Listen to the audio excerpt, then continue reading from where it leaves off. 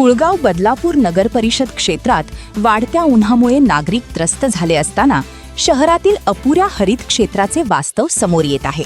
सुमारे 35.68 चौरस किलोमीटर क्षेत्रफळ असलेल्या बदलापूरमध्ये शहरी विकास मंत्रालयाच्या URDPFI गाईडलाईन्स 2014 नुसार किमान 15 ते 20% म्हणजेच सुमारे 5.5 ते 7.07 चौरस किलोमीटर भाग हरित क्षेत्र असणे अपेक्षित आहे. मात्र वेगाने वाढणारे काँक्रीटचे रस्ते, इमारती आणि कमी होत चाललेल्या मोकळ्या जागांमुळे हे प्रमाण प्रत्यक्षात खूपच कमी असल्याचे चित्र दिसत आहे. त्यामुळे उन्हाळ्यात तापमानाचा पारा झपाट्याने वाढून असून शहर अक्षरशः तापत चालले आहे. महाराष्ट्र वृक्ष अधिनियम 1975 नुसार एवढ्या मोठ्या क्षेत्रासाठी प्रति हेक्टर 200 ते 250 झाडांच्या प्रमाणात बदलापूरमध्ये सुमारे 7.07 लाख ते 8.84 लाख झाडे असणे अपेक्षित आहे. मात्र नगर परिषदेच्या ट्री सेन्सस अहवालानुसार संपूर्ण बदलापूरमध्ये सध्या केवळ 1,96,466 झाडांची नोंद आहे. म्हणजेच आवश्यक संख्येच्या तुलनेत लाखोंनी झाडांची कमतरता असल्याचे स्पष्ट होते.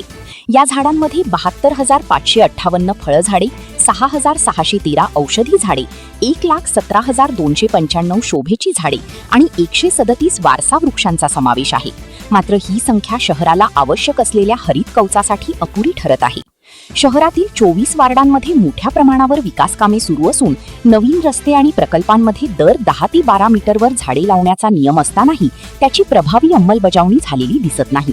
तसेच बांधकाम क्षेत्राच्या 33% भागावर वृक्षारोपण करणे अपेक्षित असले तरी प्रत्यक्षात काँक्रिटीकरणाला जास्त प्राधान्य दिले जात असल्याने हरित क्षेत्र मागे पडत आहे.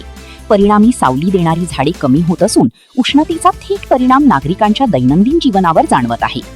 तज्ज्ञांच्या मते बदलापूरमध्ये वाढणारे तापमान केवळ नैसर्गिक कारणांमुळे नसून हरित क्षेत्राच्या कमतरतेमुळे अधिक तीव्र होत आहे. त्यामुळे आता नगर परिषदेने वार्डनिहाय ट्री सेन्ससच्या आधारे नेमकी किती झाडे वाढवण्याची गरज आहे याचा आराखडा तयार करून मोठ्या प्रमाणावर वृक्षारोपण मोहीम राबवणे अत्यंत गरजेचे झाले आहे.